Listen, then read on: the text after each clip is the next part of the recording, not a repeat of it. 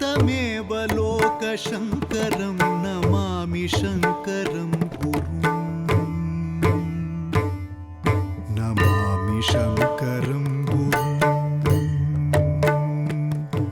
नमामि शङ्करं गुरुं.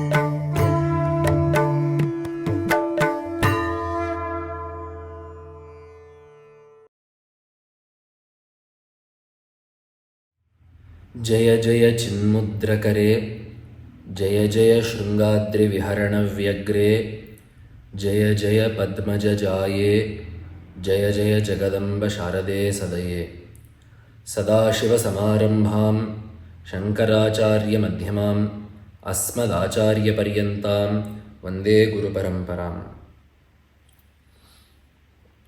Offering my Sashtanga Pranamas to the Padapadmas of the Ubhay Jagadgurus. In this episode, we shall continue with our discussion of the Kamalajadayitashtaka, the composition of the 33rd Jagadguru. Today, we will be looking at the 7th Sloka. Shantyadhyas sampado me vitara shubhakarihi nitya tadbhinna bodham vairagyam mokshavanchamapi laghukalaya Shri Shiva sevyamane Vidya Teertha Mahaswami sarojata sampujitangre Vidyam shuddhancha buddhim Kamalajadayite satvarandehi mahyam. In this, Acharya is asking Devi to grace us with all of the qualities needed to become an Adhikari for Vedanta Sastra. In the last 6 shlokas we have seen, in some cases Acharya has asked for qualities that make a dharmic life. In some cases Acharya has asked for qualities that reduce papa and increase punya. Some qualities that prepare us mentally for Vedanta. But here Acharya is asking openly for the qualities that make one an Adhikari in Vedanta. So this is what we call the Sadhana Chatushtaya Sampatti. This is discussed in the first Brahma Sutra as well. Athato Brahma Jignasa. Atha, thereafter. Ataha, therefore. Brahma Jignasa. Brahman should be desired to be known, or one should desire to know Brahman. The word Jignasa means Jnatum Ichha, the desire to know. And what are you desiring to know? Brahman. So this is a very strange statement, right? This is how generally most sutras start, athato dharma jignasa, in the same way. So atha, thereafter, therefore, one should seek to know Brahman. What is this thereafter and what is this therefore? Thereafter means after having acquired the sadhana chatushtaya sampatti. Therefore, because knowing Brahman is the only way to get rid of this adhyasa, is the only way to get rid of moha, is the only way to overcome sorrow. Therefore, one should seek to know Brahman. So, the Adhikari for the Vedanta Shastra is someone who has the Sadhana Chatushtaya Sampatti. That is why it is said Sadhana Chatushtaya Sampanno Adhikari in many texts. So, this Sadhana Chatushtaya Sampatti is laid out in this shloka. The first thing Acharya is telling us is Shantyadhyaha Sampadaha Shubhakarihi Me Vitara. Me Vitara, give to me. What should you give? Shantyadhyaha Shubhakarihi Sampadaha. The auspicious Sampat called Shanti, etc. This is what we call Shamadhi Shatka Sampatti. So the first quality out of the 4, in this case it is the first, usually it is the 4th in other lists, but here it is being told first. It is the first quality of the sadhana chatushtaya. Out of these 4 sadhanas, the first is actually a set of 6 qualities. So in the sadhana chatushtaya sampatti, you have 4 qualities that you have to have, 4 sadhanas that need to be there. Amongst these, the first sadhana is a set of 6 qualities. That is called Shamadhi Shatka Sampatti. Shanti and Shama mean the same thing. So Shantyadhyaha Sampadaha means the Shamadhi Shatka Sampatti. What are they? Shama, Dama, Uparama, Titiksha, Shraddha and Samadhana. Shama is control of the inner organ, that is to say the mind. Dama is control of the Indriyas.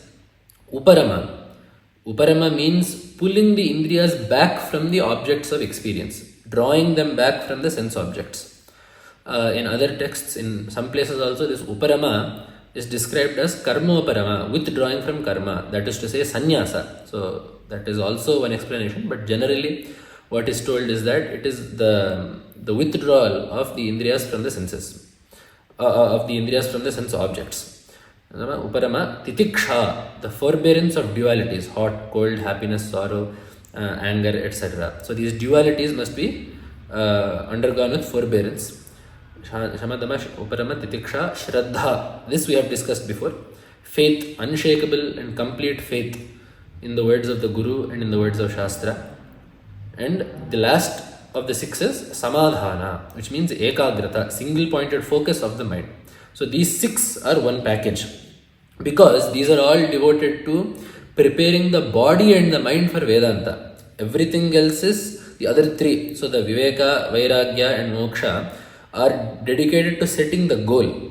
But this set of 6, this pack of 6 qualities is dedicated towards preparing the individual mentally for Vedanta Sadhana, for the vichara that needs to be done.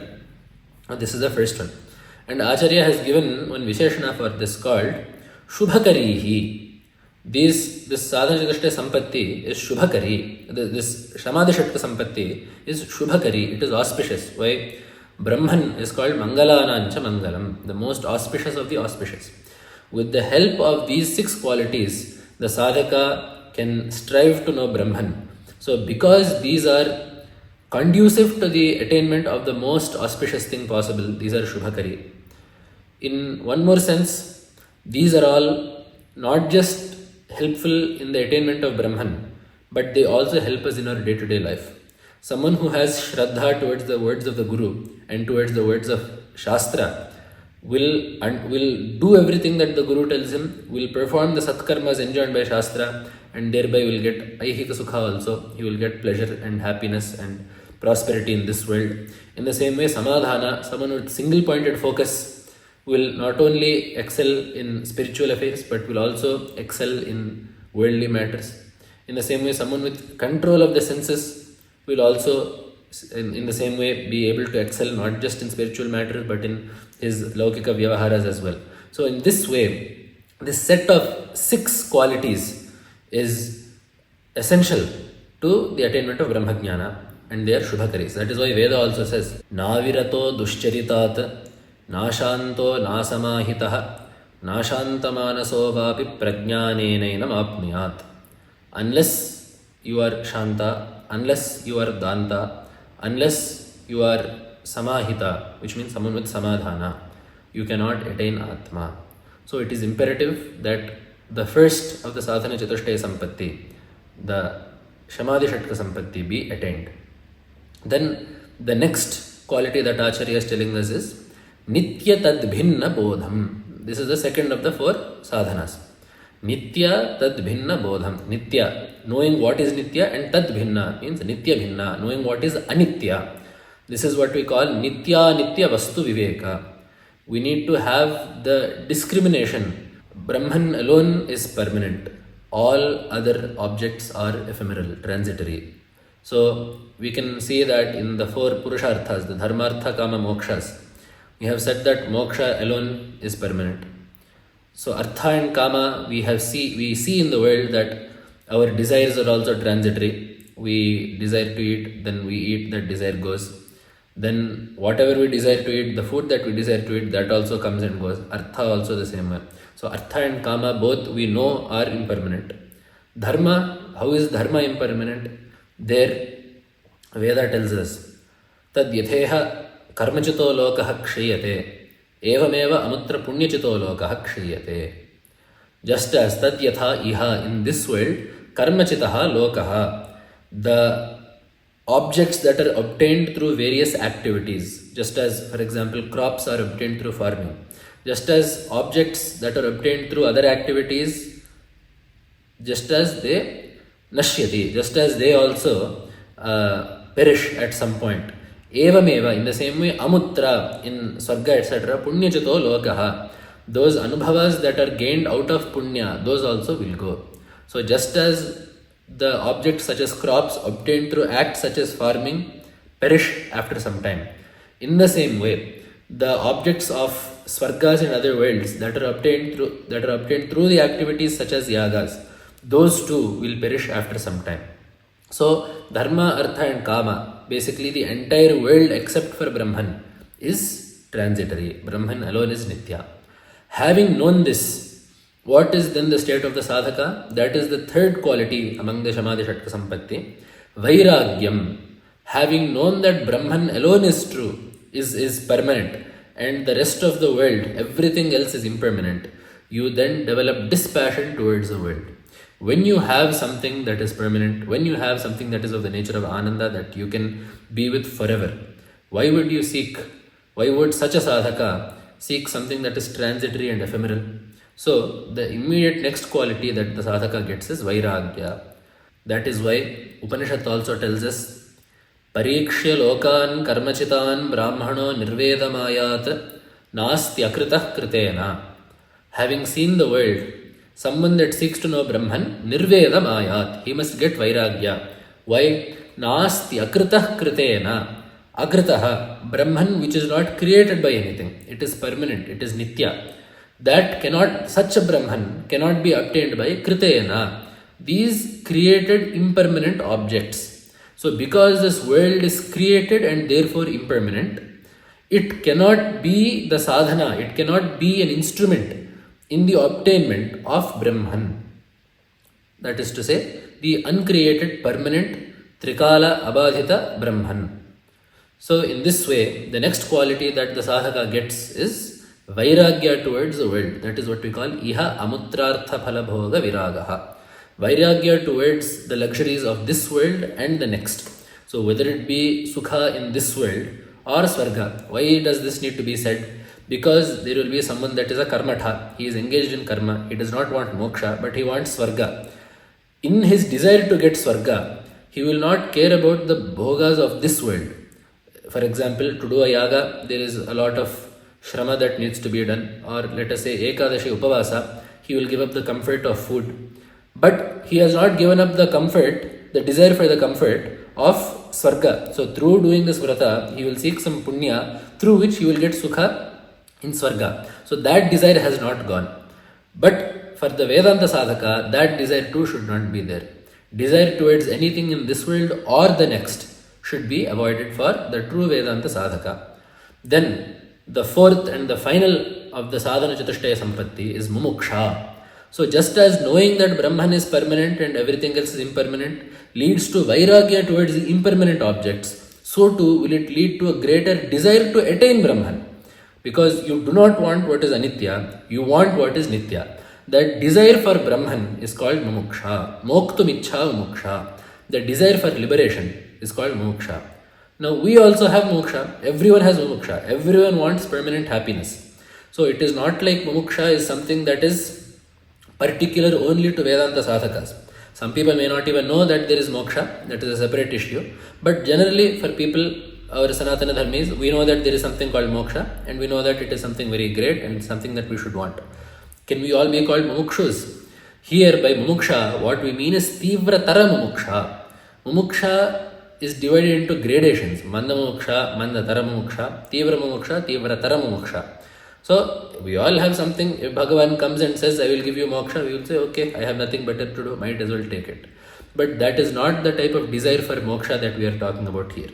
Here we mean sarvatishayi mumuksha, sarvatishayi ichha, a desire that surpasses all other desires. So you should not want anything else as much as you want moksha. And the example that our texts give is, Yatha deepta shiraha tatakadikam shrayate. If someone's body is on fire, the way he immediately seeks out a body of water to jump into, in that way, the sadhaka should seek Brahman. If someone's body is literally burning, if they are in flames, then he will not check to see how much money he has, how his stock investments are doing, how much land he has, how his family is doing, whether his relatives in some other state are doing well. He will not care about anything else other than getting rid of the flames on his body. In the same way, the sadhaka who seeks to know Brahman, who will truly get the most out of Vedanta, should seek Brahman in such a way that nothing else is even a factor in his mind.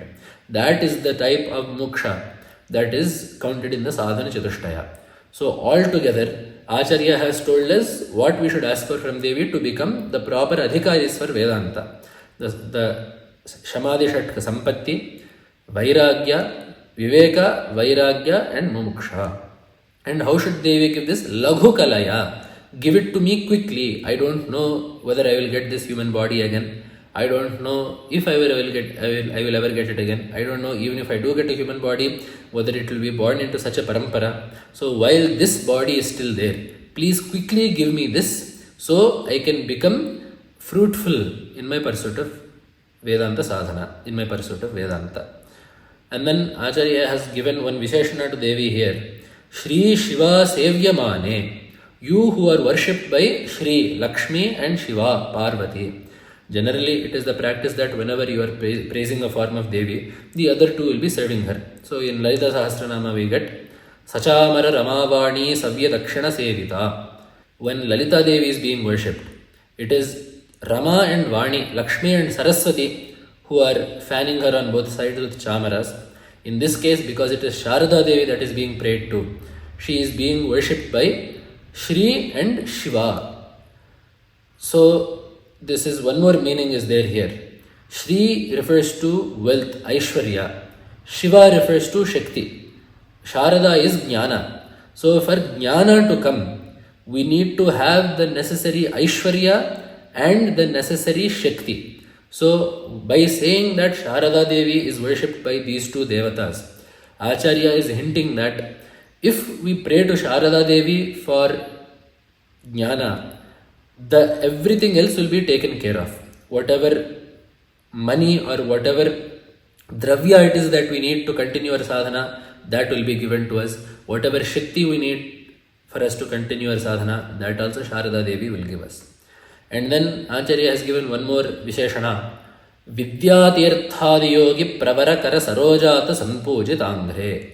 You whose Anghris are worshipped by the foremost of yogis such as Sri Vidya Teertha Mahaswami. So Angri, the word Angri means feet. So basically Devi's feet are worshipped by innumerable yogis, the greatest of yogis such as Vidya Teertha Mahaswami. Who is this Vidya Teertha Mahaswami? We get in the Virudavali also Sri Vidya Shankara Pada Padma Radhaka. This Vidya Teertha Mahaswami is one of the Acharyas of the Dakshinamnaya Peetha. This Vidya Teertha Mahaswami was the 10th Jagadguru in the Dakshinamnaya Sringeri Sharada Peetha's Parampara. He was the Guru of both the 11th and 12th Acharyas, Jagadguru Sri Bharati Teertha Mahaswami and Jagadguru Sri Vidyaranya Mahaswami. This Acharya was renowned in yoga, specifically Lambika Yoga. We will talk about the story of this Acharya in detail in the future, but to quickly just understand the story. The Acharya in his later days had a bhugraha constructed, entered it, sealed it, and gave strict orders that it was not to be opened. So the Acharya continued his yoga anusthana in that chamber. After some months and years had passed, the two Shishyas, Sri Bharati Teertha Mahaswami and Jagadguru Sri Vidyaranya Mahaswami, both Acharyas were in Yatra.